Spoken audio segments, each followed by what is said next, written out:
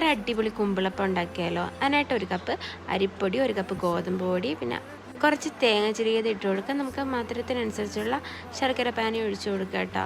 എന്നിട്ട് നെയ്യിലിട്ട് വാട്ടിയ തേങ്ങ കൊത്തിട്ട് കൊടുക്കുക. എന്നിട്ട് അതിലേക്ക് നല്ല ചക്കപ്പഴം ഇല്ലേ, അത് മിക്സിയിലിട്ട് ഒന്ന് അരച്ചെടുത്തതിന് ശേഷം അത് ഇട്ട് കൊടുക്കുക കേട്ടോ. എന്നിട്ടൊരു മണത്തിനും രുചിക്കും വേണ്ടി ചെറിയ ജീരകത്തിൻ്റെ പൊടിയും ഏലക്ക പൊടിയൊക്കെ ഇട്ട് കൊടുക്കുക കേട്ടോ. എന്നിട്ട് നന്നായിട്ടൊന്ന് മിക്സ് ചെയ്ത് മാറ്റി വെക്കുക. എന്നിട്ട് വയനയില എടുത്ത് ഇതേ രീതിയിലൊന്ന് മടക്കിയെടുക്കുക കേട്ടോ. എന്നിട്ടൊരു ഈർക്കിലോ ഏതെങ്കിലും ഒരു സ്റ്റിക്ക് വെച്ചൊന്ന് അഡ്ജസ്റ്റ് ചെയ്ത് കൊടുക്കുക. എന്നിട്ട് നമ്മൾ ഉണ്ടാക്കി വെച്ചേക്കുന്ന ഒരു ബാറ്റ് അതിനകത്തൊട്ടൊന്ന് ഇട്ട് കൊടുക്കുക കേട്ടോ. എന്നിട്ട് എല്ലാം ഒന്ന് റെഡിയായി സെറ്റാക്കി എടുക്കുക. എന്നിട്ടൊരു 10-15 മിനിറ്റ് ഒന്ന് ആവി കയറ്റിയെടുത്ത് നമ്മുടെ വയനയിലെ അപ്പം റെഡി ആയിട്ടുണ്ട്. കുമ്പിളപ്പം ഒന്നും പറയാം കേട്ടോ. ഇത് വെന്തിങ്ങനെ വരുമ്പോൾ അടിപൊളി മണം കേട്ടോ.